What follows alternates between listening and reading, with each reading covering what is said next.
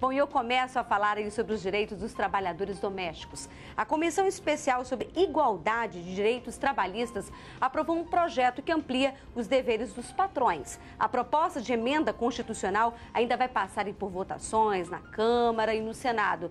E para a Federação Nacional das Trabalhadoras Domésticas, essa é a única categoria que não conquistou todos os direitos trabalhistas do país. Hoje nós vamos esclarecer quais são esses direitos e o que pode ser aprovado. Quem vai falar é o advogado trabalhista Alberto Nemer. Boa tarde, doutor. Obrigada pela sua presença aqui no Fala Espírito Santo. Boa tarde, eu que agradeço o convite. Doutor, o senhor acredita que realmente, se for aprovada essa PEC, pode haver um número de demissão em massa? Eu acredito que sim.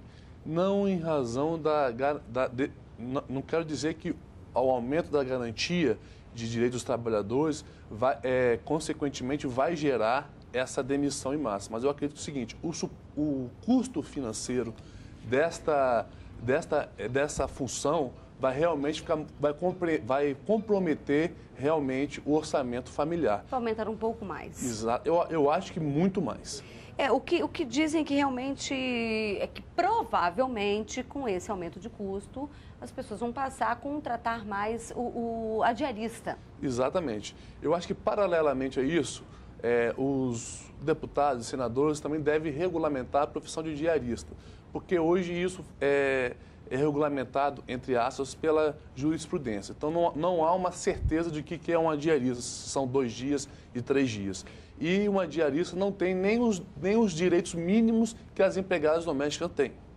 E agora, o que se pede é que diminua os encargos para esses patrões para que não haja essa demissão em massa. E essa categoria é a única que não faz parte também da CLT. Isso, ela... É a única não, estou falando errado. Isso, elas não fazem parte, né, da CLT. Os direitos trabalhistas das domésticas, elas não são regidas pela CLT. Elas são regidas por uma lei específica que, inclusive, vai fazer 40 anos agora, dia 12 de dezembro. É bastante tempo. Bastante tempo. Está defasada, realmente está defasada. E eu acredito, como eu vinha falando para você, que essa é uma categoria, uma profissão que tende a ser extinta. Porque hoje o salário mínimo, o reajuste dele, ele não acompanha os demais reajustes, ele é além dos reajustes normais de aluguel, reajustes contratuais, e isso realmente compromete o orçamento familiar. Então, eu acredito que até com a aprovação dessa lei, algumas questões culturais dos brasileiros, principalmente em relação a empregados domésticos, vão mudar. Vai mudar um pouco. Agora, doutor, o que hoje as empregadas domésticas têm direito? Hoje elas têm... Para que a gente chegue aí nessas mudanças, exato, né? O mínimo garantido da empregada doméstica é o quê?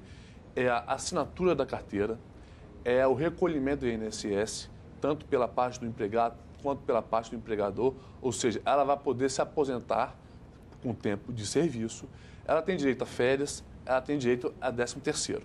Numa eventual gravidez, ela vai também ter direito à estabilidade desde a gestão até 5 meses após a gravidez e ao salário de maternidade também. Agora, essa questão da licença maternidade e para as mães que adotam crianças, que seja uma criança recém-nascida até 1 ano, isso muda? Não, existe uma lei específica para isso.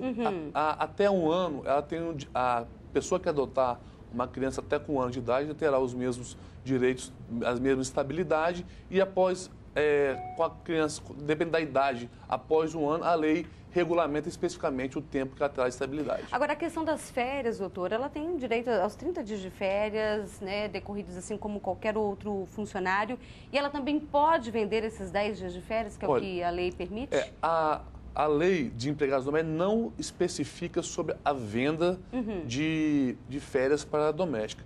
Então, eu não recomendo, porque você estaria adaptando a CLT à lei das domésticas. Então, isso poderia gerar um problema de querer também adaptar outras coisas que a CLT determina para o empregado doméstico, como, por exemplo, horas extras, que hoje o doméstico não tem direito a horas extras. Não. Doutora Elisa da Serra, ela pergunta o seguinte: gostaria de saber quais são os direitos das pessoas que cuidam de idosos e crianças com dificuldade. Hoje tem uma diferença entre, vamos dizer, domésticos e cuidadores. Existe, inclusive, um projeto de lei em trâmite para regulamentar essa função de cuidador. Se se o cuidador não tiver atividades domésticas, ele pode ser considerado assim como um empregado normal, inclusive com direito à jornada de 44 horas semanais, com 8 horas diárias, e inclusive ter direito a horas extras, direito a recolhimento de FGTS, dentre outras coisas. O senhor disse que a questão das diaristas é um pouco diferente. Aproveitando essa pergunta dela, na verdade, significa que a pessoa é diarista indo quantos dias na sua casa? Como que é essa relação? Olha, infelizmente não há uma certeza. A jurisprudência hoje do Tribunal Superior do Trabalho, o TST, ele vacila muito, ou seja, ele oscila. Às vezes, uma diarista com 3 dias por semana não é considerado doméstica e, às vezes, apenas 2 vezes por semana é considerado vínculo empregatício. Então, não há uma receita de bolo exata. Mas eu sempre recomendo, quando a pessoa for contratar uma diarista, que faça ao menos, no máximo, 2 vezes por semana, pague ela sempre no dia que ela prestar o serviço dela. Não deixa para pagar no final do mês. Não deixa para pagar no final do mês. Deixa ela com livre horário. Se ela quiser alterar o dia de trabalho dela, de prestação de serviço, ela tem essa autonomia. Então, deixar mesmo como fosse uma prestadora de serviço. Agora, doutor, então, a respeito dessa proposta, dessa emenda constitucional, o que eles estão pedindo, o que eles estão exigindo que até então esses empregados domésticos não tinham direito? Ainda não têm o direito, Isso. né? O que vai se tornar obrigatório é o recolhimento do FGTS, que hoje é opcional. Isso vai dar o direito ao empregado, numa eventual rescisão contratual sem justa causa, 40% da multa do FGTS.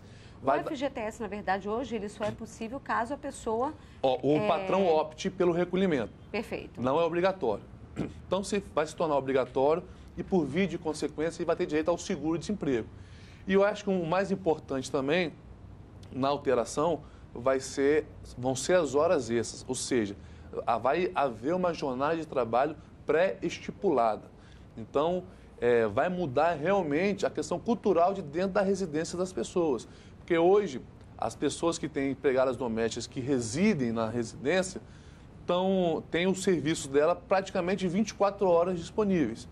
Então, vai ser uma mudança de hábito mesmo nas famílias brasileiras. Porque vai passar a valer às 8 horas. Exatamente. E ainda por cima com o seu direito ao horário de almoço. Perfeitamente. Que é aí de 1h15, no caso. No mínimo de 1 hora. No mínimo de 1 hora. Isso. Doutor, Carla de Vila Velha, eu sou empregada doméstica e tenho carteira assinada há 4 anos. Gostaria de saber a partir de quanto tempo o patrão é obrigado a pagar o 13º salário. O 13º salário, ele é devido desde a assinatura da carteira, ou seja, se ela foi admitida em novembro desse mês, desse ano, por exemplo, ela vai ter que receber o 13º proporcional até dezembro. Então, desde quando se assina uma carteira de trabalho ou se inicia o vínculo empregatício, a pessoa tem direito ao 13º. Perfeito. Doutor Alberto Nemer, advogado trabalhista, muito obrigada aqui por tirar as dúvidas, por esclarecer como hoje funciona e como pode, passar a valer caso realmente seja aprovado. Com certeza. Eu que agradeço o convite e estou à disposição sempre. Muito obrigada. Uma boa tarde.